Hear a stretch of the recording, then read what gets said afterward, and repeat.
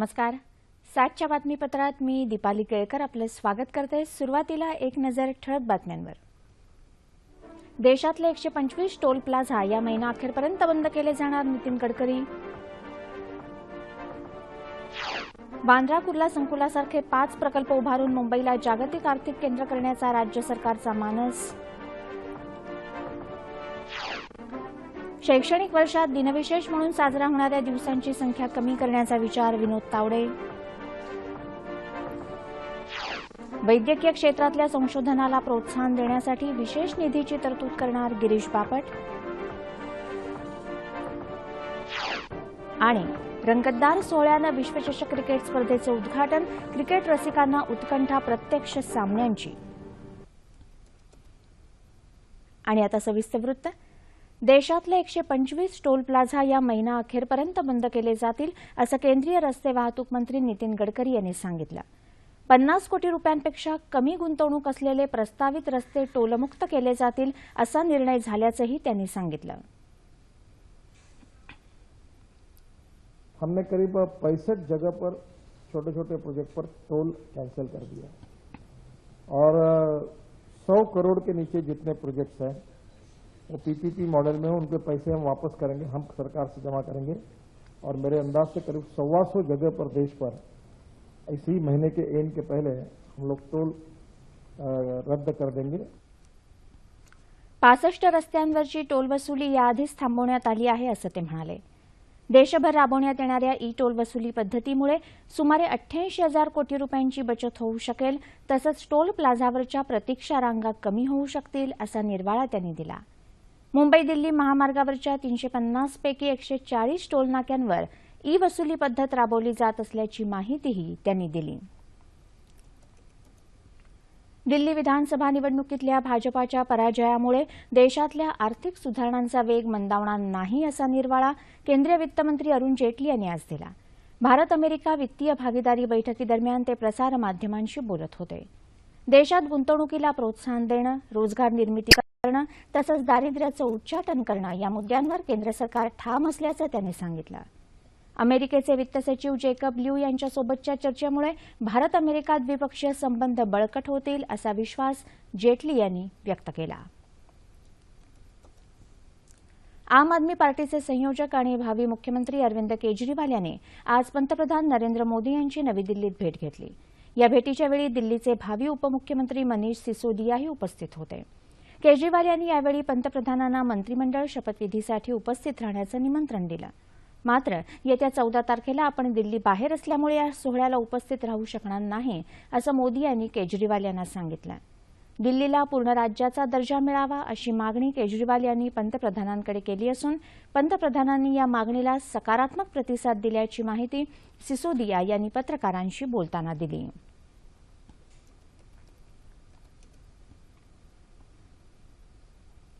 मुंबईसह महाराष्ट्राचा सर्वंकष विकास साधण्यासाठी राज्य सरकार मुंबईला जागतिक आर्थिक केंद्र बनवणार असून त्यासाठी बांद्रा कुर्ला संकुलासारखे आणखी 5 प्रकल्प उभारणार आहे. मुख्यमंत्री देवेंद्र फडणवीस यांनी आज मुंबईत एका कार्यक्रमात ही माहिती दिली. वाढत्या लोकसंख्येमुळे मुंबईत जागेची समस्या असली तरी इमारती आणि उद्योग उभारणीसाठी योग्य जागा उपलब्ध करून देण्याचा शासनाचा प्रयत्न असल्याचं त्यांनी सांगितलं. मुंबई आणि नवी मुंबईला जोडणाऱ्या ट्रान्स हार्बर लिंकची निर्मिती करण्याची योजना शासनाच्या विचाराधीन आहे, असंही मुख्यमंत्री म्हणाले.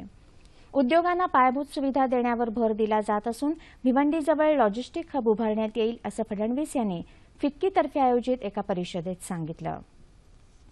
परवानग्यांची संख्या कमी करण्याबरोबरच ई पोर्टलचा वापर तसंच नवी मुंबई विमानतळाच्या कामाला गती देण्यासाठी सरकार प्रयत्नशील असल्याची ग्वाही त्यांनी यावेळी दिली. शाळांमध्ये एका शैक्षणिक वर्षात 52 दिवस हे विशेष दिन म्हणून साजरे करण्यात येतात. या दिवसातल्या कार्यक्रमांमुळे शिक्षक आणि विद्यार्थ्यांच्या अभ्यासाचे दिवस वाया जातात. त्यामुळे भविष्यात हे दिवस कमी करून या दिवसांची रचनात्मक मांडणी करण्याचा विचार शालेय शिक्षण विभागाच्या विचाराधीन असल्याची माहिती शिक्षण मंत्री विनोद तावडे यांनी दिली आहे. कोकियो कॅम्लिनच्या वतीनं आज प्रथमच मुख्याध्यापक दिन मुंबईत साजरा करण्यात आला, त्यावेळी ते बोलत होते. 10वी आणि 12वीच्या परीक्षेला बसणाऱ्या दृष्टीहीन विद्यार्थ्यांना 11वीचा विद्यार्थी लेखनिक म्हणून देण्याची सुविधा आहे. परंतु 9वी आणि 11वीचे विद्यार्थी स्वतःच्या अभ्यासात व्यग्र असल्यानं या विशेष विद्यार्थ्यांना लेखनिक उपलब्ध होत नाही. ही समस्या जाणून विद्यार्थ्यांना लेखनिक म्हणून मदत करतील अशा प्रामाणिक व्यक्तींचे एक पथक स्थापन करण्यात यावं असा विचार शालेय शिक्षण विभाग करत असल्याचं तावडे म्हणाले. राष्ट्रीय पुरस्काराचे मानकरी ठरलेल्या 4 मुख्याध्यापकांचा तावडे यांच्या हस्ते यावेळी गौरव करण्यात आला. वैद्यकीय क्षेत्रातल्या संशोधनाला प्रोत्साहन देण्यासाठी विशेष निधीची तरतूद करण्यात येईल अशी माहिती अन्न आणि औषध प्रशासन मंत्री गिरीश बापट यांनी दिली आहे. विजय वैद्यकीय महाविद्यालयाच्या 41व्या वार्षिक संशोधन परिषदेचं उद्घाटन आज बापट यांनी केलं. त्यावेळी ते बोलत होते. आपल्या देशात अनेक संशोधक आणि वैद्यकीय तज्ज्ञ आहेत. त्यामुळे परदेशातल्या तज्ज्ञांपेक्षा भारतातल्या वैद्यक तज्ज्ञांच्या ज्ञानाचा उपयोग करून घ्या असा सल्ला बापट यांनी दिला. विजय वैद्यकीय महाविद्यालयाच्या स्मरणिकेचं प्रकाशनही यावेळी करण्यात आलं.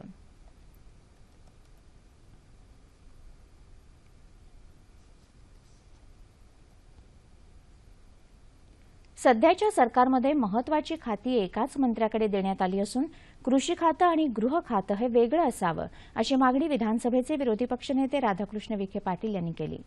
पुणे श्रमिक पत्रकार संघाच्या वतीनं आयोजित करण्यात आलेल्या एका कार्यक्रमात ते बोलत होते. राज्यात काँग्रेस आणि राष्ट्रवादीच्या काही नेत्यांनी व्यक्तिगत महत्वाकांक्षा बाजूला ठेवणं गरजेचं असल्याचं त्यांनी म्हटलं आहे. विरोधी पक्ष म्हणून काम करताना दोन्ही पक्षांनी समन्वयानं काम करण्याची गरजही त्यांनी यावेळी व्यक्त केली. महाराष्ट्र प्रशासकीय न्यायाधिकरणानं रद्दबातल ठरवलेल्या राज्यातल्या इतर मागासवर्गीय शासकीय कर्मचारी आणि अधिकाऱ्यांना पदोन्नती देणाऱ्या कायद्यासंबंधी राज्य सरकारनं आपली भूमिका स्पष्ट करावी अशी मागणी राष्ट्रवादी काँग्रेसनं केली आहे. राष्ट्रवादी काँग्रेसचे प्रदेशाध्यक्ष सुनील तटकरे यांनी आज मुंबईत एका वार्ताहर परिषदेत ही माहिती दिली. राज्य सरकारनं याविरोधात उच्च न्यायालयात दाद मागावी, अन्यथा या प्रश्नाचं निराकरण करण्यासाठी जनआंदोलन उभारावं लागेल असा इशारा तटकरे यांनी दिला. राज्यातल्या अनुसूचित जाती जमाती, भटके विमुक्त आणि इतर मागासवर्गीयांना नोकऱ्यांमधील भरती, पदोन्नती आणि शिक्षण यामध्ये 52% आरक्षण देणारा राज्य सरकारचा कायदा महाराष्ट्र प्रशासकीय न्यायाधिकरणानं रद्दबातल ठरवला आहे. त्याबद्दल ते बोलत होते. राष्ट्रवादी काँग्रेसला जनतेची कामं करायची असून भाजपा आणि शिवसेनेतला सध्याचा वाद हा त्यांचा अंतर्गत प्रश्न असल्याचं तटकरे यांनी सांगितलं. तसंच 14 फेब्रुवारीच्या पंतप्रधान नरेंद्र मोदी यांच्या बारामती दौऱ्यात कोणतेही राजकारण नसून ते एका शासकीय कार्यक्रमासाठीच येत असल्याचं तटकरे यांनी स्पष्ट केलं. राज्यातल्या अनेक भागात अद्याप स्वाईन फ्लूचा आजार कायम असून गेल्या 24 तासात स्वाईन फ्लूचे 57 नवे रुग्ण आढळले आहेत. त्यामुळे राज्यातल्या एकूण रुग्णांची संख्या 296 वर पोहोचली आहे. या आजारानं आतापर्यंत 47 बळी घेतले आहेत. मुंबई, लातूर आणि पुण्यात गेल्या 24 तासात स्वाईन फ्लूमुळे 3 जणांचा मृत्यू झाला. आतापर्यंत 133 रुग्णांना उपचारानंतर घरी पाठवण्यात आल्याचं आरोग्य विभागाच्या प्रसिद्धीपत्रकात म्हटलं आहे. सध्या राज्यभरात 13 रुग्ण व्हेंटिलेटरवर असल्याचंही आरोग्य अधिकाऱ्यांनी सांगितलं. नागपूर इथं स्वाईन फ्लूचे सर्वाधिक 100 रुग्ण आहेत, तर त्याखालोखाल 83 रुग्ण मुंबईत आहेत. मुंबईतल्या रुग्णांमध्ये बालकांची संख्या अधिक आहे. मात्र उपचार सुरू असलेल्या सर्व मुलांची प्रकृती स्थिर असल्याचं आरोग्य अधिकारी मंगला गोमारे यांनी सांगितलं. सिडकोनं पनवेल परिसरातल्या जमिनी तिथल्या ग्रामस्थांकडून 1970 साली विकत घेतल्या. नवीन पनवेल, खांदा वसाहत, कळंबोली, कामोठे, खारघर, तळोजा, द्रोणागिरी अशा ठिकाणी अनेक जीवनावश्यक सुविधा देऊन आकर्षक वसाहती वसवल्या. मात्र त्याचवेळी मूळ गावठाणांना पक्के रस्ते, स्वच्छ पाणी, शौचालय अशा मूलभूत सुविधा देण्याचं आश्वासन 40 वर्ष उलटली तरी अद्याप पूर्ण केलेलं नाही. पनवेल परिसरात सिडकोनं सुमारे 40 वर्षांपूर्वी शेतकऱ्यांकडून या ग्रामस्थांना रस्ते, पाणी, मैदानं, व्यायामशाळा, शौचालय, रस्त्यावर दिवाबत्ती, सांडपाण्यासाठी गटार व्यवस्था अशा अनेक सुविधा देण्याचं आश्वासन सिडकोनं दिलं होतं. मात्र 40 वर्षांचा कालावधी उलटून गेला तरीही सिडकोनं ही आश्वासनं अद्याप पूर्ण केली नाहीतच. उलट काही मीटर अंतरावर वसलेल्या नवीन वसाहतींमध्ये प्रशस्त रस्ते, गटारं, प्यायला मुबलक पाणी आणि घनकचरा उचलण्यासाठी गाड्या अशा अनेक नागरी सुविधा देऊन सिडकोनं दुजाभावच दाखवलाय अशी प्रतिक्रिया इथले स्थानिक व्यक्त करतायत. की रस्ते दिले पाहिजेत, पाणी दिलं पाहिजे, संडास शौचालय सर्व करून दिलं पाहिजे. फक्त सांगायचं काम केलं त्यांनी. ये सुविधा दो, वो सुविधा दो, टॉयलेट दो, शौचालय दो, क्या क्या मांगता है वो दे दो, लेकिन कुछ नहीं देते. सिडकोनी पाणी पण दिलेलं नाही, सिडकोनी लाईट पण दिलेली नाही आम्हाला. लाईटची पण कटोटी आहे. आजूबाजूच्या गावात म्हणजे खारघर आणि फेज 1 फेज 2 ला 24 तास लाईट आहे. इथे 24 तास लाईटीची पण सोय नाही, पाण्याची पण सोय नाही. आम्ही ज्या शिडकोळा जमीन दिल्या होत्या त्या नवी मुंबई प्रकल्पासाठी दिल्या होत्या, जेणेकरून त्याच्यातून लोकांना घर बांधण्यासाठी किंवा नवीन वसाहतीसाठी आम्ही जमिनी दिल्या होत्या. परंतु शासनाने आमची फसवणूक करून त्या जमिनी 2006 साली प्रायव्हेट कंपन्या म्हणजे रिलायन्स, व्हिडिओकॉन असेल किंवा इतर कंपन्या ज्या आपल्या देशातील श्रीमंत लोक आहेत त्यांच्या घशामध्ये घातलेल्या आहेत 2006 ला. ज्यांच्या जमिनींवरती टोलेजंग वसाहती उभारण्यात आल्या त्यांच्या नशिबी अजूनही केवळ प्रतीक्षाच आहे. आजही प्रकल्पग्रस्तांची गावं तहानलेलीच आहेत. ही फरफट थांबणार कधी असा सवाल ग्रामस्थ करतायत. प्रदूषण ही अतिशय गंभीर समस्या असून तिच्या निर्मूलनासाठी विविध पातळ्यांवर प्रयत्न होण्याची आवश्यकता आहे. या संदर्भात विचारमंथन करण्यासाठी सह्याद्री वाहिनीनं पुढाकार घेतला आहे. जल प्रदूषण, ध्वनी प्रदूषण, भूमी प्रदूषण थेट सजीवांच्या आयुष्याला झाकोळून टाकणारी या समस्येचं गांभीर्य, दुष्परिणाम आणि संभाव्य उपायांवर प्रकाशझोत टाकणारी मुलाखत मालिका 11, 12 आणि 13 फेब्रुवारीला रात्री 9:30च्या बातमीपत्रात आपल्या सह्याद्री वाहिनीवर.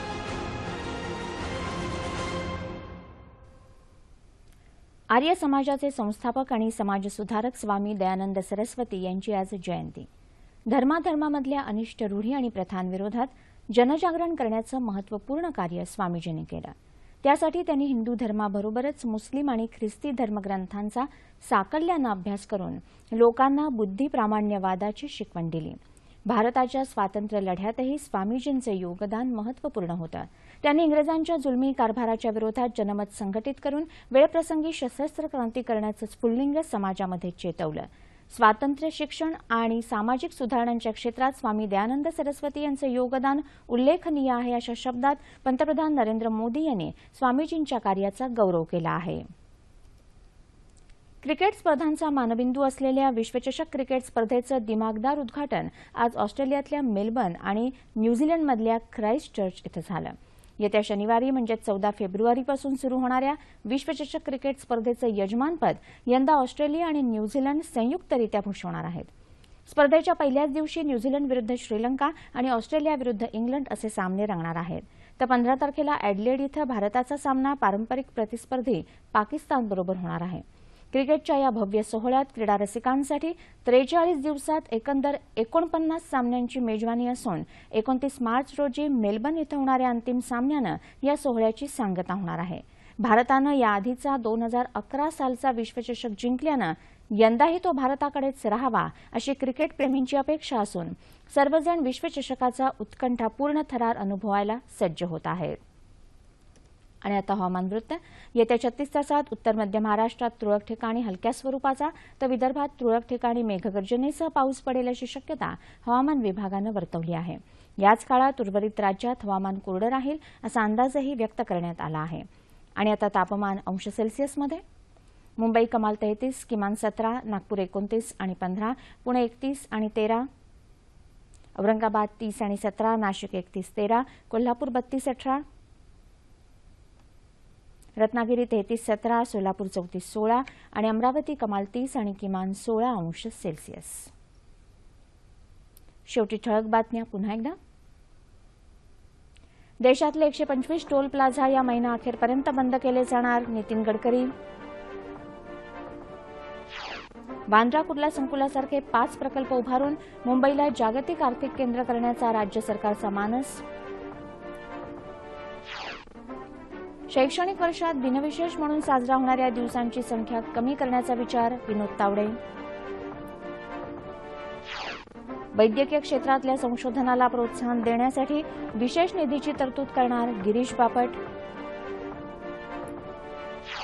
आणि रंगतदार सोहळ्यानं विश्वचषक क्रिकेट स्पर्धेचे उद्घाटन, क्रिकेट रसिकांना उत्कंठा प्रत्यक्ष सामन्यांची. याबरोबरच हे बातमीपत्र संपलं. प्रदूषण ही सर्वच सजीवांना भेडसावणारी एक सर्वव्यापी समस्या.